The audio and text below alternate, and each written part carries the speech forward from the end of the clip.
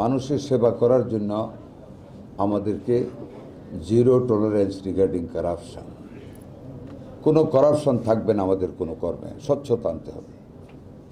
একটা কথা আপনাদেরকে আমি সাম আপ করে বলতে চাই, আগে 1 বছর আগে, আপনারা 2 বছর আগে বৈষম্য বিরোধী আন্দোলনের আগে যেই ধ্যান ধারণায়, যেই মেজাজে, যেই আয়েসে বা যেই চিন্তা কল্পনায় আপনাদের চেয়ারে বসে দেশের কাজ করেছেন, you can't repeat it again, forget that.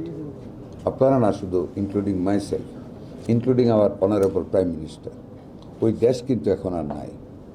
দেশ কিন্তু অনেক অ্যাডভান্স হয়ে গিয়েছে। আমরা যদি ভুল করি, আমাদের খেসারত দিতে 17 বছর সময় লাগবে না। A short period shall bring that situation যে আমাদেরকে নাজেহাল হতে হবে। আমাদের প্রধানমন্ত্রী আমাদেরকে বিভিন্ন মিটিংয়ে, এমনকি ইলেকশনের আগেও উনি অনেক ইঙ্গিত দিয়েছেন। আমরা সেটা ফিল করি, আমরা ধারণ করি। আপনাদেরকে ধারণ করতে হবে, কারণ আমরা একটা টিম।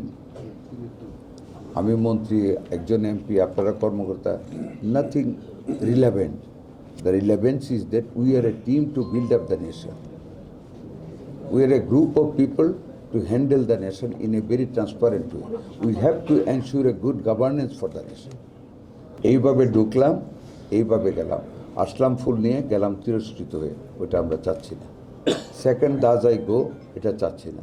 ফার্স্ট যা তাই আমরা করতে চাই। সেই কারণে আমাদেরকে দুর্নীতি মুক্ত হতে হবে 100%।